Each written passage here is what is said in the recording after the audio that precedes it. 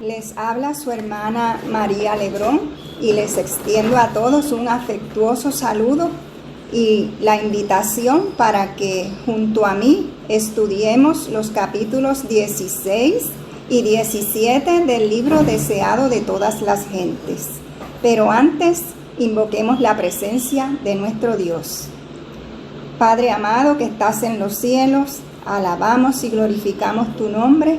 Te damos gracias, Señor, por la oportunidad que tenemos de poder estudiar estos capítulos que nos hablan acerca de tu vida aquí en la tierra cuando descendiste a este mundo para rescatarnos. Permite que en esta noche, al estudiar los mismos, nuestro conocimiento y nuestra entrega a ti sea una mayor y cada día mucho más fructífera. Gracias te damos, Padre, en el nombre de Jesús. Amén. Como les indiqué, vamos a estudiar los capítulos 16 y 17. El capítulo 16 fue tomado del libro de San Juan, capítulo 2, versículos 12 al 22, y lleva como título En su templo. Después de Jesús asistir a las bodas de Caná, donde allí realizó su primer milagro, que fue la conversión del agua en vino, Jesús, en compañía de su madre, sus hermanos y sus discípulos, llegaron a Capernaum. Allí estuvieron poco tiempo, porque estaba cerca la Pascua, y Jesús junto a ellos subió a Jerusalén. Todavía Jesús no había anunciado su ministerio y por eso pasó de manera inadvertida entre la muchedumbre que iba también a ese lugar y a esa festividad. Durante la semana de la Pascua, grandes muchedumbres venían de todas partes de Palestina y aún de pueblos lejanos.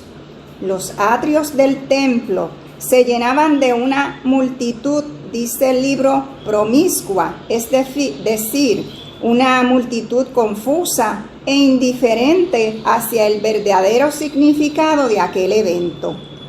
Muchos no traían consigo los sacrificios que habían de ser ofrecidos en representación del gran sacrificio, y para comodidad de los tales se podía comprar y vender animales en el atrio exterior del templo. Todas las clases del pueblo se congregaban para comprar sus ofrendas y el dinero extranjero era cambiado por la moneda oficial del templo. Cada persona debía ofrecer medio siclo. Y estas ofrendas eran utilizadas para darle mantenimiento al templo. Pero sucedía que en el cambio de dinero existía la oportunidad de cometer fraude o extorsión. Y esto fue precisamente lo que había ocurrido. Este cambio se había transformado en un vergonzoso tráfico. Los negociantes pedían precios exagerados por los animales y vendían y compartían sus ganancias con los sacerdotes y gobernantes, a quienes se habían enriquecido a expensas del pueblo. Se había enseñado a los adoradores que si estos no ofrecían los sacrificios, la bendición de Dios no les sería dada, ni a sus tierras, ni a sus familias. De esa manera, la gente se veía obligada a cumplir con estos fraudulentos requerimientos, porque después de haber venido de tan lejos, ellos no querían regresar a sus hogares sin haber cumplido con el acto de devoción para el cual habían venido. Por ser la Pascua una celebración tan importante, la cual conmemoraba la salida del pueblo de Egipto hacia la libertad, se ofrecían gran número de sacrificios, lo cual generaba cuantiosas ganancias. Desde las afueras se podían escuchar los gritos, el mugido de los animales, los balidos de las ovejas, el arrullo de las palomas y el ruido de las monedas, así como las disputas airadas entre los compradores y los vendedores. Era un ambiente de gran confusión y de total irreverencia que ahogaban y perturbaban la adoración y las palabras dirigidas al Altísimo. Los judíos eran excesivamente orgullosos de su piedad.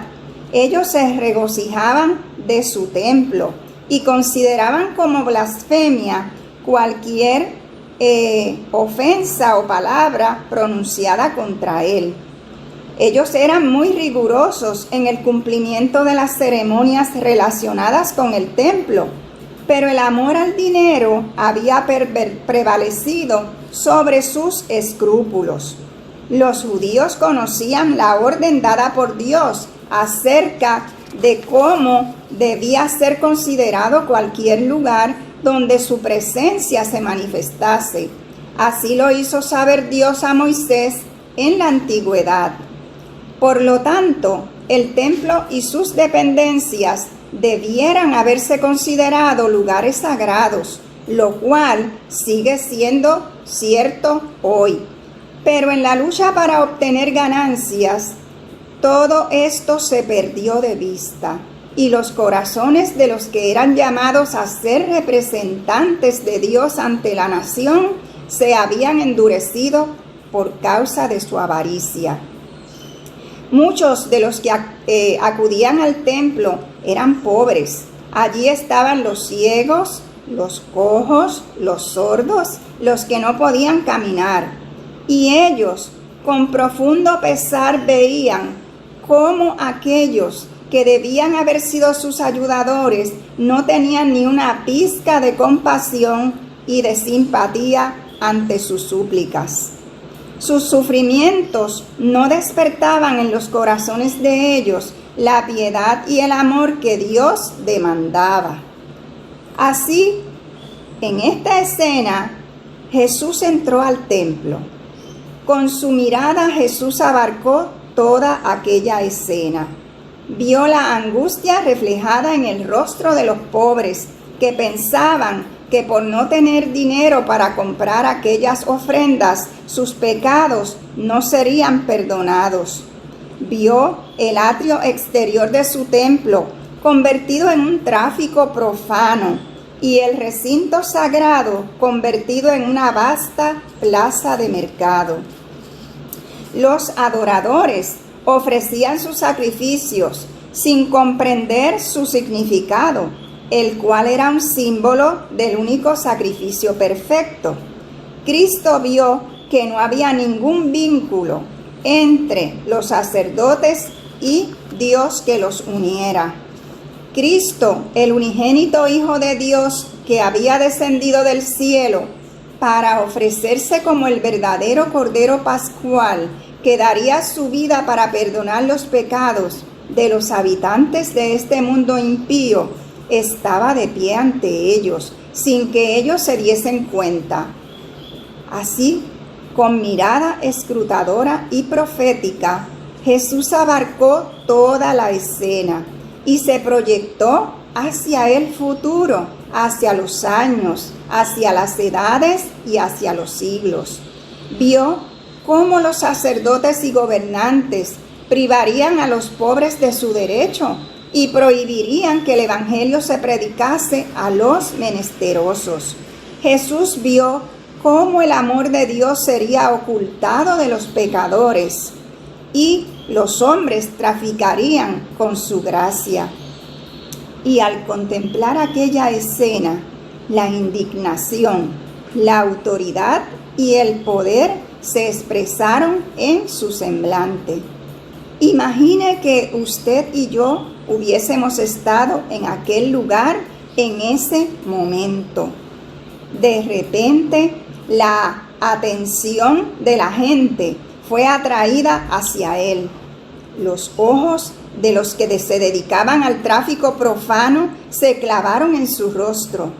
No podían retraer su mirada. Sentían que este hombre podía leer sus pensamientos más íntimos y que descubría sus motivos ocultos. Algunos intentaron ocultar la cara, como si en ella estuviesen escritas sus malas acciones, para ser leídas por aquellos ojos escrutadores. Y se hizo un silencio sepulcral. Cesó el ruido, la confusión acalló y un sentimiento de pavor dominó la asamblea. Mirando a Cristo, todos vieron la divinidad que fulguraba a través del manto de humanidad. Su persona parecía elevarse sobre todos con imponente dignidad, y una luz divina iluminaba su rostro. Jesús habló, y su voz clara y penetrante, la misma que en el monte Sinaí había proclamado la ley que los sacerdotes y príncipes estaban transgrediendo, se oyó repercutir por las bóvedas del templo. La majestad del cielo estaba ante ellos, como el juez que se presentará en el día final. Y Jesús dijo estas palabras: quitad de aquí esto, y no hagáis de la casa de mi Padre casa de mercado. Descendiendo lentamente las gradas, alzó el látigo de cuerdas que había recogido al entrar al recinto y ordenó a la hueste de traficantes que se apartasen de las dependencias del templo. Con una severidad que nunca antes había manifestado, Jesús derribó las mesas de los cambiadores. Nadie pretendió poner en duda su autoridad. Nadie se atrevió a recoger las ganancias ilícitas. Jesús no los hirió con el látigo, pero en su mano aquel sencillo látigo parecía una flamígera espada. Todos huyeron, dominados por un solo pensamiento, el cual era escapar de la condenación de su presencia. Los discípulos temblaron, pues nunca antes habían visto actuar a Jesús de esa manera, y recordaron lo que se había escrito en el Salmo 69, versículo 9: me consumió el celo de tu casa. En la purificación del templo, Jesús anunció su misión como Mesías y comenzó su obra. Aquel templo fue erigido para ser morada de la presencia divina.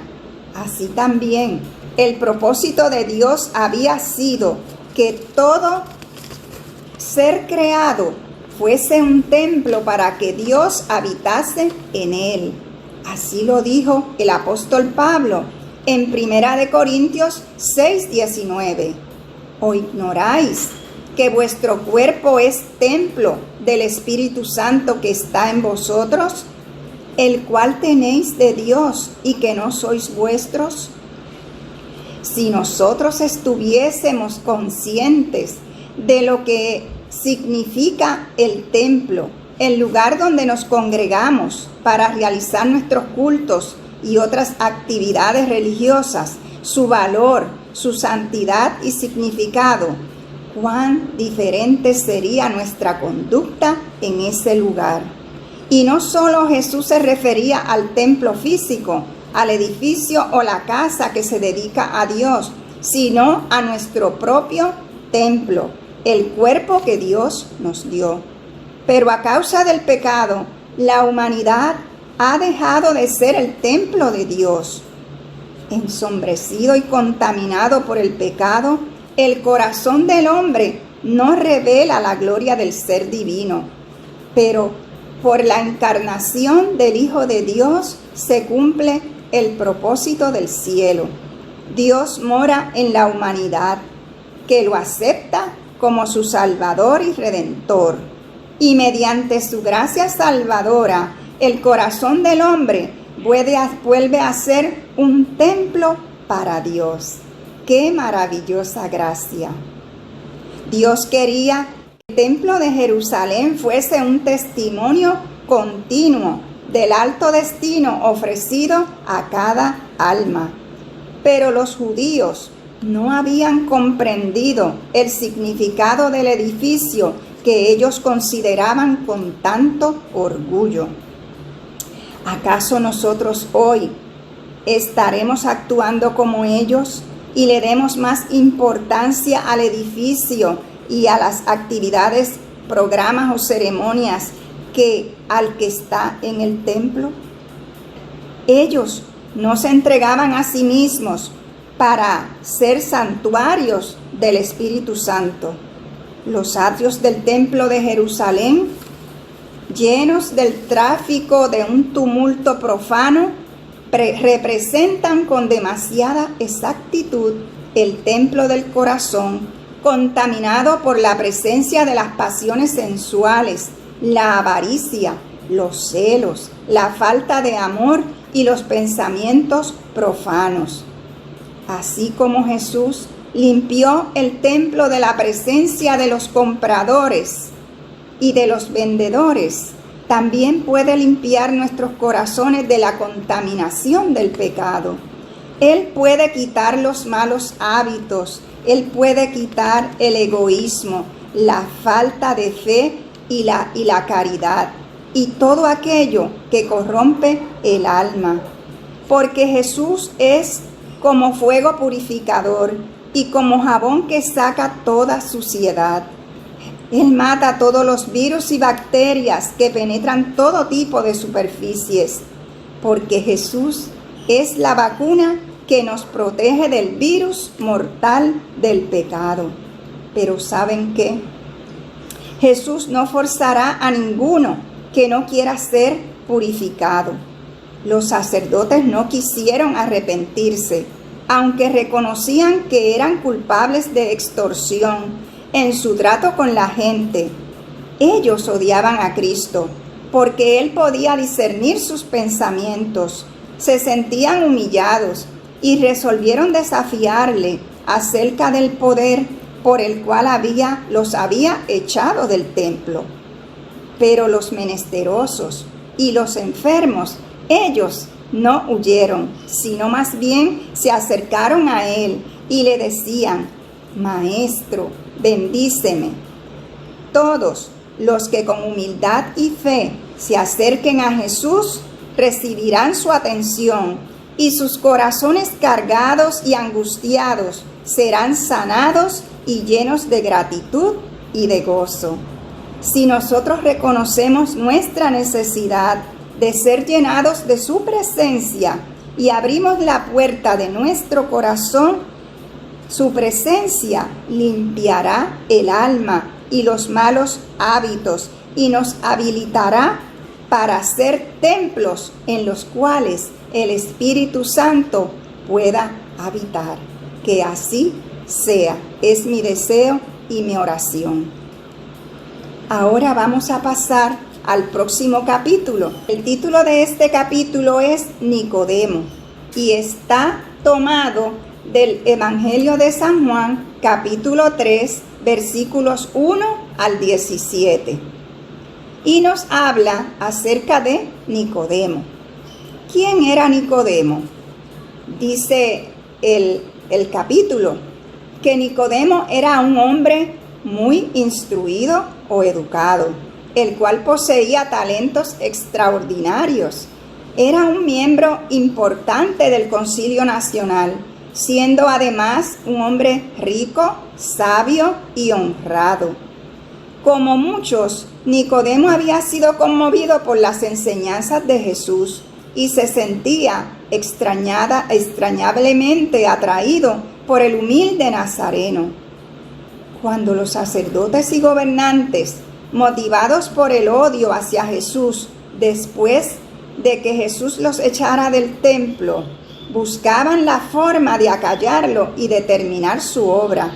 Pero Nicodemo les aconsejó actuar con cautela y con moderación, señalando que si Jesús estaba realmente investido de la autoridad de parte de Dios, sería peligroso rechazar sus amonestaciones. Así que los sacerdotes no se atrevieron a despreciar este consejo y por el momento no tomaron medidas abiertas contra el Salvador. Desde que Nicodemo oyera a Jesús, había estudiado ansiosamente las profecías relativas al Mesías, y cuanto más las estudiaba, tanto más profunda se volvía su convicción de que aquel era el que había de venir. Nicodemo presenció la escena cuando Jesús echó a los compradores y vendedores. Contempló la admirable manifestación de su poder divino. Vio al Salvador recibir a los pobres y sanar a los enfermos. Vio en el rostro de ellos sus miradas de gozo y palabras de alabanza, y no podía dudar de que Jesús de Nazaret era el enviado de Dios. Nicodemo deseaba ardientemente entrevistarse con Jesús, pero pensaba que sería demasiado humillante para una persona como él, que era príncipe de los judíos, declararse simpatizante de un maestro tan poco conocido, ya que si el Sanedrín se enteraba de esto, sería despreciado y rechazado. Por eso decidió ver a Jesús secretamente, después de que todos se hubiesen marchado y Jesús estuviese solo. Y así lo hizo. En el momento en que tuvo aquel encuentro con Jesús, trató de impresionar a Jesús con palabras que infundieran confianza acerca de quién era Jesús. Pero en realidad no había sinceridad en Nicodemo, sino más bien incredulidad, pues no reconocía todavía a Jesús como el Mesías, sino solamente como maestro enviado de Dios. Cuando Jesús vio a Nicodemo, fijó sus ojos en él, y como si leyese en su alma, vio ante él a uno que buscaba conocer la verdad. Jesús fue directo al tema que preocupaba a Nicodemo, y con voz solemne, aunque bondadosa, le dijo: de cierto te digo, que el que no naciere de nuevo no puede ver el reino de Dios. Tú no necesitas conocimiento teórico, sino una regeneración espiritual. Tú no necesitas satisfacer tu curiosidad, sino tener un corazón nuevo. Debes recibir una vida nueva de lo alto antes de poder apreciar las cosas espirituales. Y hasta que se realice este cambio, no se producirá ningún bien salvador para ti. Y esto no lo vas a obtener discutiendo conmigo acerca de mi autoridad y misión. Nicodemo reconocía que los judíos estaban dominados por el fanatismo y la ambición mundanal y que carecían de espiritualidad. Pero él actuaba como ellos. Se sentía seguro del favor de Dios porque hacía buenas obras y era generoso dando buenas ofrendas para sostener el templo. Por eso las palabras de Jesús le resultaron duras y ofensivas. Y perdiendo el dominio propio, le contestó a Jesús con palabras llenas de ironía y le dijo: ¿cómo puede un hombre nacer siendo viejo?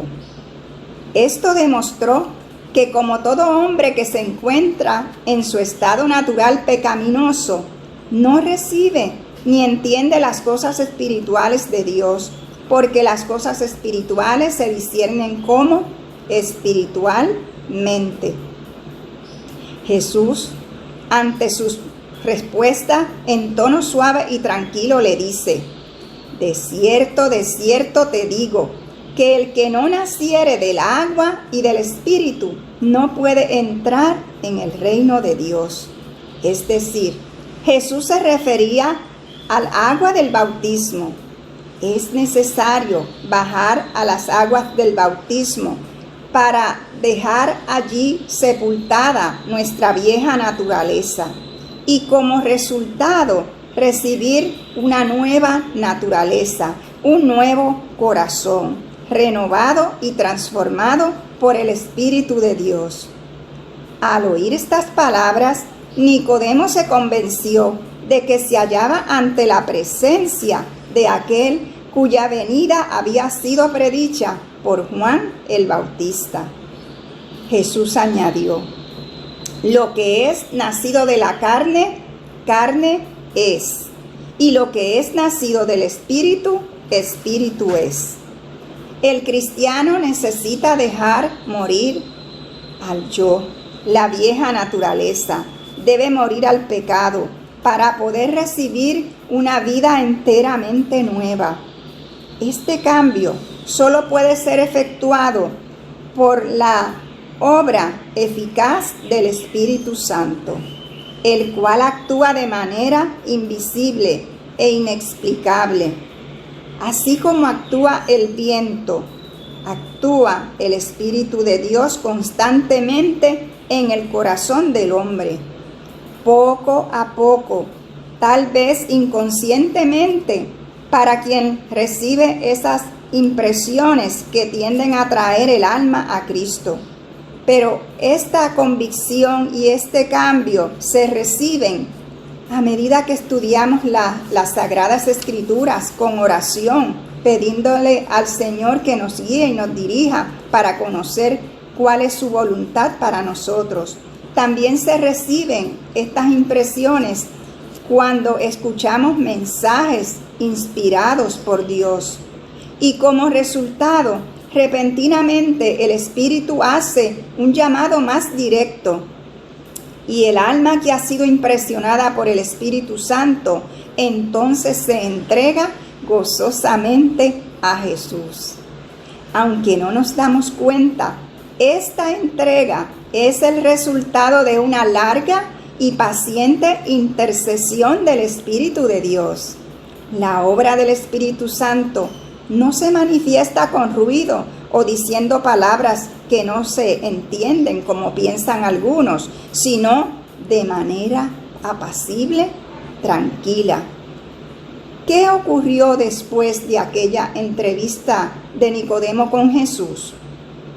Nicodemo ocultó la verdad que recibió en su corazón y durante 3 años hubo muy poco fruto aparente.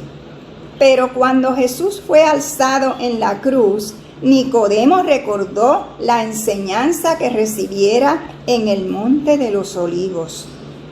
Así como Moisés levantó la serpiente en el desierto, así también es necesario que el Hijo del Hombre sea levantado, para que todo aquel que crea en él no se pierda, mas tenga vida eterna.